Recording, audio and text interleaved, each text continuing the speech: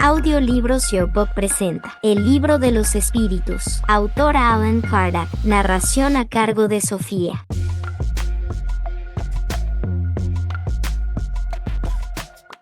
Conclusión. Primero, quien no conozca, en materia de magnetismo terrestre, más que el juego de los patitos imantados que se maniobran en el agua de una cubeta, difícilmente podrá comprender que ese juguete encierra el secreto del mecanismo del universo y del movimiento de los mundos. Lo mismo ocurre con aquel que solo conoce del espiritismo el movimiento de las mesas, apenas ve en él un entretenimiento, un pasatiempo de sociedad, y no comprende que un fenómeno tan sencillo y vulgar, conocido desde la antigüedad e incluso por los pueblos semisalvajes, pueda relacionarse con las cuestiones más serias del orden social. En efecto, para el observador superficial, ¿qué relación podría tener con la moral y el porvenir de la humanidad una mesa que gira? Sin embargo, cualquiera que reflexione recordará que de la simple marmita cuya tapa es levantada por el líquido en ebullición, fenómeno que también se produce desde la más remota antigüedad, ha salido el poderoso motor con el cual el hombre atraviesa el espacio y suprime las distancias. Pues bien, vosotros, que no creéis en nada que esté más allá del mundo material, sabed que de esa mesa que al girar provoca vuestras sonrisas desdeñosas, ha salido toda una ciencia, así como la solución de los problemas que ninguna filosofía había podido resolver hasta el momento. Apelo a los adversarios de buena fe y les ruego que digan si se han tomado el trabajo de estudiar lo que critican, porque en buena lógica la crítica solo tiene valor cuando el que la formula sabe de qué habla. Burlarse de una cosa que no se conoce, que no ha sido sondeada con el escalpelo del observador concienzudo, no es criticar, sino dar muestras de frivolidad y una pobre idea acerca del propio juicio. De seguro, si hubiésemos presentado esta filosofía como obra de un cerebro humano, habría encontrado menos desdén y recibido los honores de ser examinada por los que pretenden dirigir la opinión. Pero procede de los espíritus.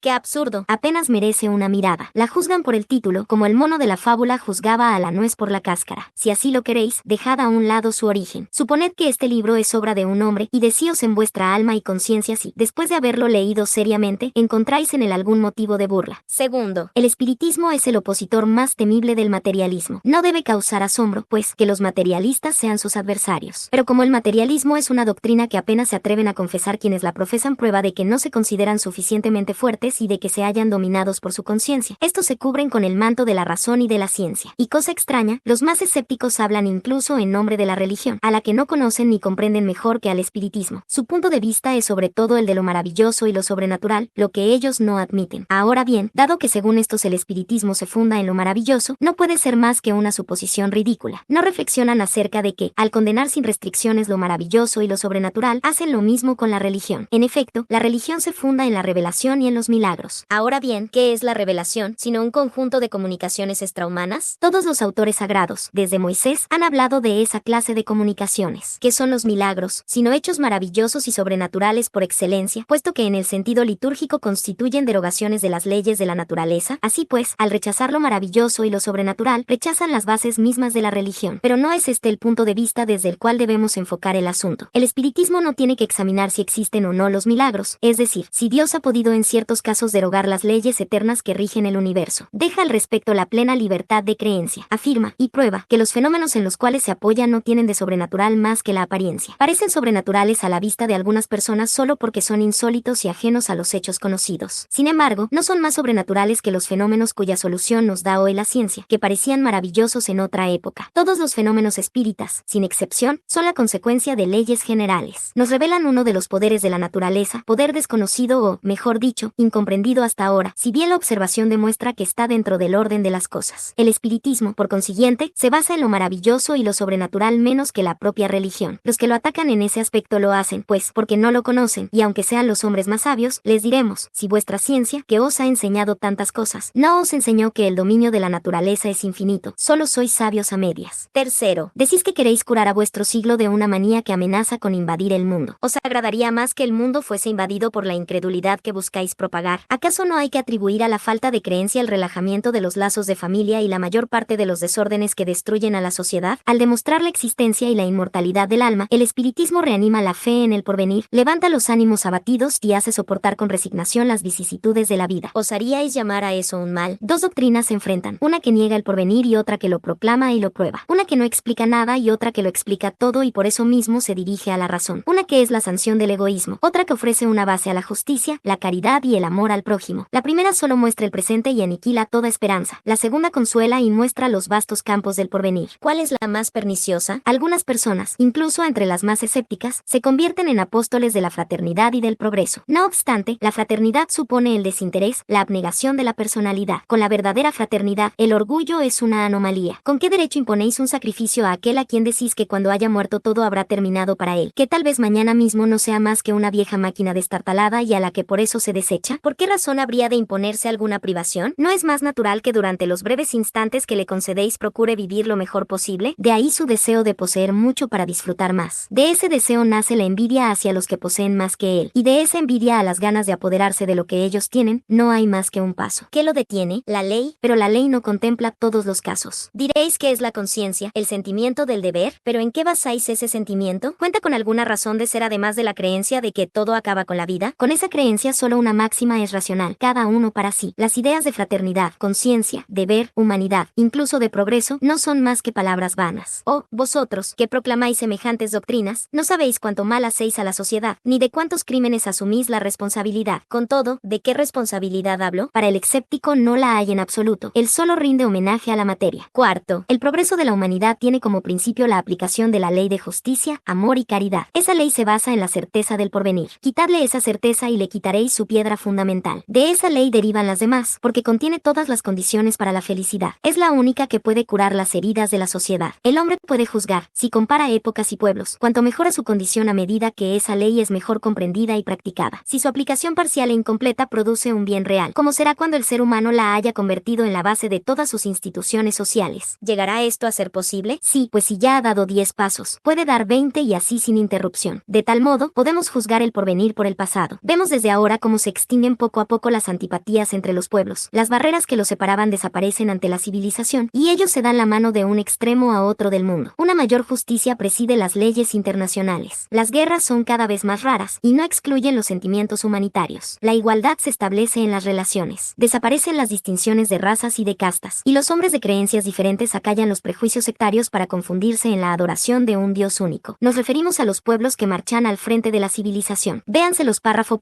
789 a 793. En todos esos aspectos aún nos encontramos lejos de la perfección. Todavía quedan muchas viejas ruinas que derribar hasta que hayan desaparecido los últimos vestigios de la barbarie. Pero ¿podrán esas ruinas soportar la fuerza irresistible del progreso? Esa fuerza viva que es en sí misma una ley de la naturaleza. Si la generación actual está más adelantada que la anterior, ¿por qué la que habrá de sucedernos no lo estará más que la nuestra? Lo estará por la fuerza de las circunstancias. Ante todo, porque con el paso de las generaciones se extinguen a diario algunos campeones de los viejos abusos, de modo que la sociedad adquiere poco a poco elementos nuevos despojados de antiguos prejuicios. En segundo lugar, porque el hombre, como quiere el progreso, estudia los obstáculos y se dedica a superarlos. Puesto que el movimiento progresivo es incontestable, no se puede dudar del progreso venidero. El hombre desea ser feliz, es natural que así sea, y busca el progreso para aumentar la suma de su felicidad, sin lo cual ese progreso no tendría objeto. ¿Dónde estaría el progreso para él si no mejorara su situación? Sin embargo, cuando haya obtenido todos los placeres que puede darle el progreso intelectual, descubrirá que su felicidad no es completa. Habrá de reconocer que esa dicha es imposible sin la seguridad en las relaciones sociales, seguridad que solo encontrará en el progreso moral. Así pues, por la fuerza de las circunstancias, él mismo impulsará el progreso en esa dirección, y el espiritismo le ofrecerá la más poderosa palanca para alcanzar ese objetivo. Quinto, los que dicen que las creencias espíritas amenazan con invadir el mundo, proclaman de ese modo el poder de las mismas, porque una idea sin fundamento, desprovista de lógica, no podría llegar a ser universal. Si el espiritismo, pues, se implanta en todas partes, si se lo encuentra principalmente entre las clases ilustradas, tal como todos lo reconocen, es porque tiene un fondo de verdad. Contra esa tendencia serán vanos los esfuerzos de sus detractores, y prueba de ello es que ese mismo ridículo con que han pretendido cubrirlo, lejos de detener su vuelo, parece haberle dado nueva vida. Este resultado justifica plenamente lo que tantas veces nos han dicho los espíritus: no os inquietéis por la oposición. Todo lo que se haga en contra resultará a favor, y vuestros mayores adversarios servirán a vuestra causa sin quererlo. Contra la voluntad de Dios, la mala voluntad de los hombres no podrá prevalecer. Por medio del espiritismo la humanidad habrá de entrar en una nueva fase, la del progreso moral, que es su consecuencia inevitable. Cesad, pues, de asombraros ante la rapidez con que se propagan las ideas espíritas. La causa de ello reside en la satisfacción que proporcionan a quienes las profundizan y ven en ellas algo más que un pasatiempo fútil. Ahora bien, como deseamos la felicidad ante todo, no es asombroso que adhiramos a una idea que nos hace felices. El desarrollo de las ideas espíritas presenta 3 periodos distintos. El primero es el de la curiosidad, provocada por lo extraño de los fenómenos que se han producido. El segundo es el del razonamiento y la filosofía. Y el tercero, el el de la aplicación y las consecuencias. El periodo de la curiosidad ha pasado. La curiosidad dura poco. Una vez satisfecha, abandonamos el objeto que la provocaba para pasar a otro. No sucede lo mismo con lo que se dirige al pensamiento serio y al juicio. El segundo periodo ha comenzado, y el tercero habrá de seguirlo inevitablemente. El espiritismo ha progresado sobre todo desde que se comprende mejor su esencia íntima y se percibe su alcance, porque pulsa la cuerda más sensible del hombre, la de su felicidad, incluso en este mundo. Esa es la causa de su propagación, el secreto de la fuerza que lo hará triunfar. Hace felices a los que lo comprenden, a la espera de que su influencia se extienda sobre las masas. Incluso aquel que no ha sido testigo de ninguno de los fenómenos materiales que se obtienen en las manifestaciones, se dice, fuera de esos fenómenos existe la filosofía, que me explica lo que ninguna otra filosofía me había explicado. En ella encuentro, únicamente por medio del razonamiento, una demostración racional de los asuntos que interesan en grado sumo a mi porvenir. Me proporciona calma, seguridad y confianza. Me libera del tormento de la incertidumbre. Al lado de esto, la cuestión de los hechos materiales resulta secundaria. Vosotros, que atacáis al espiritismo, ¿queréis un medio de combatirlo con éxito? Aquí lo tenéis, reemplazarlo por algo mejor. Encontrad una solución más filosófica a los problemas que él resuelve. Dad al hombre otra certeza que lo haga más feliz, y comprended bien el alcance de la palabra certeza, porque el hombre solo acepta como cierto lo que le parece lógico. No os contentéis con decir esto no es así, lo cual resulta demasiado fácil. Probad, no mediante una negación, sino con hechos, que no es, que jamás fue ni puede ser. Si no es, decid ante todo que habría en su lugar. Probad, por último, que las consecuencias del espiritismo no consisten en hacer a los hombres mejores y, por lo tanto, más felices mediante la práctica de la más pura moral evangélica, moral a la que se alaba mucho pero que tampoco se practica. Cuando hayáis hecho eso, tendréis el derecho de atacarlo. El espiritismo es fuerte porque se apoya en las bases mismas de la religión, Dios, el alma, las penas y recompensas futuras, porque muestra, sobre todo, esas penas y recompensas como consecuencia natural de la vida terrenal y porque nada, en el cuadro que ofrece del porvenir, puede ser rechazado por la razón más exigente. Vosotros, cuya doctrina consiste únicamente en la negación del porvenir, ¿qué compensación ofrecéis por los padecimientos de este mundo? Os apoyáis en la incredulidad. El espiritismo se apoya en la confianza en Dios, mientras que él invita a los hombres a la felicidad, a la esperanza, a la verdadera fraternidad. Vosotros les ofrecéis la nada como perspectiva y el egoísmo como consuelo. Él lo explica todo, vosotros no explicáis nada. Él prueba mediante hechos, vosotros no probáis nada. ¿Cómo pretendéis que se vacile entre ambas doctrinas? Sexto, nos formaríamos una muy falsa idea acerca del espiritismo si creyéramos que extrae su fuerza de la práctica de las manifestaciones materiales, de modo que al poner trabas a dichas manifestaciones se lo podría minar en su base. La fuerza del espiritismo reside en su filosofía, en el llamamiento que hace a la razón, al buen sentido. En la antigüedad era objeto de estudios misteriosos, cuidadosamente ocultados al vulgo. Hoy no tiene secretos para nadie, habla un lenguaje claro, sin ambigüedades. En él no hay nada de místico, ni alegorías susceptibles de falsas interpretaciones. Quiere ser comprendido por todos, porque han llegado los tiempos de hacer que los hombres conozcan la verdad. Lejos de impedir la difusión de la luz, la desea para todos. No reclama una creencia ciega, por el contrario, quiere que el hombre sepa por qué cree. Al apoyarse en la razón, será siempre más fuerte que los que se apoyan en la nada. Los obstáculos que intenten oponer a la libertad de las manifestaciones, ¿podrían suprimirlas? No, porque producirían el efecto de todas las persecuciones, excitar la curiosidad y el deseo de conocer lo que se ha prohibido. Por otra parte, si las manifestaciones espíritas fuesen privilegio de un solo hombre, no cabe duda de que al aislar a ese hombre se pondría fin a dichas manifestaciones. Desgraciadamente para los adversarios, se encuentran a disposición de todo el mundo, y a ellas recurren desde el más pobre hasta el más poderoso, ya sea en el palacio o en el humilde desván. Podrán prohibir su ejercicio público, pero sabemos que no es precisamente en público como se producen mejor, sino en privado. Ahora bien, como todos podemos ser médiums, ¿quién habrá de impedir a una familia en su hogar, a un individuo en el silencio de su gabinete, al prisionero en su celda, que mantenga comunicaciones con los espíritus a espaldas de sus esbirros o incluso ante sus propios ojos? Si las prohíben en un país, ¿podrán impedirlas en los países vecinos? En el mundo entero, cuando en ambos hemisferios no hay una sola región donde no haya médiums, para aislar a todos los médiums habría que poner en la cárcel a la mitad del género humano. Incluso si se lograse quemar todos los libros espíritas, lo que no sería mucho más fácil, al día siguiente serían redactados de nuevo, porque su fuente es inatacable y es imposible encarcelar o quemar a los espíritus, que son sus verdaderos autores. El espiritismo no es obra de un hombre. Nadie puede considerarse su creador, porque es tan antiguo como la creación. Lo encontramos en todas partes, en todas las religiones y más aún en la religión católica, e incluso con mayor autoridad que en las demás, porque en ella se encuentra el principio de todo, los espíritus de diversos grados, sus relaciones ocultas y patentes con los hombres, los ángeles de la guarda, la reencarnación, la emancipación del alma durante la vida, la doble vista, las visiones, las manifestaciones de todo tipo, las apariciones, incluso las apariciones tangibles. En cuanto a los demonios, no son más que los espíritus malos, salvo la creencia de que aquellos están condenados perpetuamente al mal, mientras que la senda del progreso no está prohibida para estos, solo existe entre ellos una diferencia de nombre. ¿Qué hace la ciencia espírita moderna? Reúne en un conjunto ordenado lo que estaba disperso. Explica explica con términos apropiados lo que solo se había dicho en un lenguaje alegórico. Suprime lo que la superstición y la ignorancia engendraron, para dejar únicamente la realidad y lo positivo. Ese es su cometido. Con todo, el título de fundadora no le pertenece. Muestra lo que es, coordina, pero no crea nada, porque sus bases han existido en todo tiempo y lugar. ¿Quién, pues, osaría considerarse suficientemente fuerte para sofocarla con sarcasmos e incluso con persecuciones? Si la proscriben en un lugar, renacerá en otros, en el propio terreno donde la hayan exiliado, porque está en la naturaleza, y no es dado al hombre aniquilar un poder de la naturaleza ni dictar su veto a los decretos de Dios. Por lo demás, ¿qué interés habría en obstaculizar la propagación de las ideas espíritas? Esas ideas, es verdad, se erigen contra los abusos que nacen del orgullo y del egoísmo, pero esos abusos, de los que algunos sacan provecho, perjudican a las masas. Por consiguiente, el espiritismo tendrá de su lado a las masas, y por adversarios serios a los interesados en mantener esos abusos. En contraposición a estos, las ideas espíritas, mediante su influencia, son una garantía del orden y la tranquilidad, pues contribuyen a que los hombres sean mejores los unos para con los otros, menos ávidos de los intereses materiales y más resignados a los decretos de la providencia. Séptimo, el espiritismo se presenta con tres aspectos diferentes: el hecho de las manifestaciones, los principios filosóficos y morales que de ellas emanan, y la aplicación de esos principios. De ahí resultan tres clases o, más bien, tres grados de adeptos. Primero, el de los que creen en las manifestaciones y se limitan a comprobarlas. Para ellos el espiritismo es una ciencia experimental. Segundo, el de los que comprenden sus consecuencias morales. Tercero, el de los que practican o se esfuerzan por practicar esa moral. Sea cual fuere el punto de vista, científico o moral, desde el que se consideren esos fenómenos extraños, todos comprenden que se trata de un nuevo orden de ideas que surge, cuyas consecuencias no pueden ser otras que una profunda modificación en el estado de la humanidad, y comprenden también que dicha modificación solo habrá de tener lugar en el sentido del bien. En cuanto a los adversarios, podemos también clasificarlos en tres categorías. La primera es la de quienes niegan sistemáticamente todo lo nuevo o lo que no procede de ellos, y por eso hablan del espiritismo sin conocimiento de causa. A esta clase pertenecen los que no admiten nada fuera del testimonio de los sentidos, no vieron nada, no quieren ver nada y menos aún profundizar. Incluso se sentirían molestos si vieran con demasiada claridad, por miedo a ser forzados a reconocer que no tienen razón. Para ellos el espiritismo es una quimera, una locura, una utopía, o mejor dicho, no existe. Son los incrédulos por prejuicio. Junto a ellos incluiremos a los que se han dignado darle una mirada para descargo de su conciencia, a fin de poder decir: he querido ver y no vi nada. No comprenden que se requiere más de media hora para entender una ciencia. La segunda categoría corresponde a los que, pese a saber muy bien a qué atenerse en cuanto a la realidad de los hechos, los combaten por motivos de interés personal. Para ellos el espiritismo existe, pero temen sus consecuencias. Por eso lo atacan como a un enemigo. La tercera es la de los que encuentran en la moral espírita una censura excesivamente severa de sus actos o sus tendencias. Tomado en serio, el espiritismo los molestaría. No lo rechazan ni lo aprueban, prefieren cerrar los ojos. Los primeros son incitados por el orgullo y la presunción, los segundos por la ambición, los terceros por el egoísmo. Es probable que estas causas de oposición, puesto que no tienen consistencia, desaparezcan con el tiempo, porque en vano buscaríamos una cuarta clase de opositores que se apoyara en pruebas contrarias y al mismo tiempo patentes, expuestas mediante un estudio concienzudo y laborioso de la cuestión. Todos oponen solamente la negación. Ninguno aporta una demostración seria e irrefutable. Tendríamos un concepto demasiado elevado de la naturaleza humana si creyéramos que ésta tiene condiciones para transformarse súbitamente por medio de las ideas espíritas. La acción que dichas ideas ejercen, de seguro no es la misma ni de igual grado en quienes las profesan, pero más allá del resultado, por escaso que éste sea, constituye en todos los casos un mejoramiento, aunque solo consista en aportar la prueba de la existencia de un mundo extracorporal, lo que implica la negación de las doctrinas materialistas. Tal es la consecuencia de la observación de los hechos. No obstante, para los que comprenden el espiritismo filosófico y ven en él algo más que fenómenos relativamente curiosos, otros son los efectos. El primero y más general consiste en desarrollar el sentimiento religioso, incluso en aquel que sin ser materialista es indiferente a las cosas espirituales. De ese sentimiento resulta su desprecio por la muerte. No decimos su deseo de morirse, de ningún modo, pues el espírita defenderá su vida como cualquier otro, sino que nos referimos a una indiferencia que le hace aceptar sin queja ni pesar una muerte que es inevitable, como algo más bien dichoso que temible, porque tiene la certeza del estado que la sucederá. El segundo efecto, casi tan general como el primero, es la resignación ante las vicisitudes de la vida. El espiritismo hace ver las cosas desde tan alto que, al perder la vida terrenal las 3/4 partes de su importancia, al hombre no lo afectan tanto las tribulaciones que la acompañan. De ahí que tenga más entereza ante las aflicciones y sea más moderado en sus deseos. De ahí también que se aleje de la idea de abreviar sus días, porque la ciencia espírita le enseña que con el suicidio irremediablemente pierde lo que pretendía ganar: la certeza de un porvenir venturoso que depende de nosotros, la posibilidad de establecer relaciones con los seres que nos son queridos, ofrecen al espírita una suprema consolación. Su horizonte se amplía hasta lo infinito ante el espectáculo incesante de la vida de ultratumba, cuyas misteriosas profundidades puede sondear. El tercer efecto consiste en inspirar la indulgencia para con los defectos ajenos. De todos modos, es necesario poner de manifiesto que el principio egoísta y cuanto de él resulta, ha echado profundas raíces raíces en el hombre y, por consiguiente, es lo más difícil de desarraigar. De buena gana se realizan sacrificios, con tal que no cuesten nada y, sobre todo, no priven de nada. El dinero aún tiene para la mayoría un irresistible atractivo, y pocos son los que comprenden el sentido de la palabra superfluo cuando se trata de sí mismos. Por eso, la abnegación de la personalidad es el signo más eminente de progreso. Octavo, los espíritus, preguntan algunas personas, enseñan una moral nueva, superior en algo a lo que dijo Cristo. Si esa moral no es otra que la del Evangelio, ¿para qué sirve el espiritismo? Este razonamiento se parece singularmente al del califa Omar, cuando se refería a la biblioteca de Alejandría. Si solo contiene lo que hay en el Corán, decía, es inútil y, por lo tanto, debe ser quemada. Si contiene otras cosas, es mala, por lo tanto, también hay que quemarla. No, el espiritismo no contiene una moral diferente de la de Jesús. Pero a nuestra vez preguntamos, ¿antes de Cristo no tenían los hombres la ley que Dios entregó a Moisés? ¿No se encuentra su doctrina en el Decálogo? ¿Se dirá por eso que la moral de Jesús es inútil? Preguntamos también a los que niegan la utilidad de la moral espírita, ¿por qué la de Cristo es tan poco practicada? ¿Por qué esos mismos que proclaman con justa razón su sublimidad son los primeros en violar la más importante de sus leyes, la caridad universal? Los espíritus vienen no solo a confirmarla, sino también a mostrarnos su utilidad práctica. Tornan inteligibles y patentes las verdades que solo habían sido enseñadas en forma alegórica. Además, junto con la moral, definen los problemas más abstractos de la psicología. Jesús vino a mostrar a los hombres el camino del verdadero bien. ¿Por qué razón Dios, que lo envió para recordarles su ley despreciada, no enviaría hoy a los espíritus para hacer que la recuerden, y con mayor precisión, cuando los hombres la olvidan para sacrificarlo todo en pro del orgullo y la codicia? ¿Quién se atrevería a poner límites al poder de Dios y a trazarle sus vías? ¿Quién podría negar que, como lo afirman los espíritus, los tiempos predichos ya han llegado? ¿Y qué presenciamos aquellos otros en que verdades mal comprendidas o falsamente interpretadas deben ser reveladas de un modo ostensible para el género humano, a fin de apresurar su adelanto? ¿No hay algo providencial en esas manifestaciones que se producen simultáneamente en todos los puntos del globo? No es un solo hombre, un profeta, que viene a advertirnos, sino que en todas partes surge la luz. Se trata de un mundo nuevo que se despliega ante nuestros ojos. Así como la invención del microscopio nos mostró el mundo de lo infinitamente pequeño, mundo que ni imaginábamos. Así como el telescopio nos mostró los millares de mundos que tampoco imaginábamos. Las comunicaciones espíritas nos revelan el mundo invisible que nos rodea, que se relaciona con nosotros sin cesar y sin que lo sepamos toma parte en todo lo que hacemos. En poco tiempo más, la existencia de ese mundo que nos espera será tan incontestable como la del mundo microscópico y la de los mundos perdidos en el espacio. En ese caso, no sirve de nada que se nos haya hecho conocer todo un mundo, que se nos haya iniciado en los misterios de la vida de ultratumba. Es verdad que esos descubrimientos, si así se los puede llamar, contrarían en parte algunas de las ideas aceptadas. Pero ¿acaso los grandes descubrimientos científicos no han modificado también, trastocado incluso, las ideas más arraigadas? ¿No ha sido preciso que nuestro amor propio se doblegara ante la evidencia? Lo mismo sucederá con respecto al espiritismo. Dentro de poco obtendrá derecho de ciudadanía entre los conocimientos humanos. Las comunicaciones con los seres de ultratumba han dado por resultado hacernos comprender la vida futura, hacérnosla ver, iniciarnos en el conocimiento de las penas y de los goces que nos aguardan según nuestros méritos y, por lo mismo, hacer que regresen al espiritualismo los que no veían en el hombre otra cosa que materia, nada más que una máquina organizada. Por eso tenemos razón al decir que el espiritismo eliminó al materialismo con los hechos. Si tan solo hubiese producido ese resultado, el orden social debería agradecérselo. Pero hace más aún, muestra los inevitables efectos del mal y, por consiguiente, la necesidad del bien. La cantidad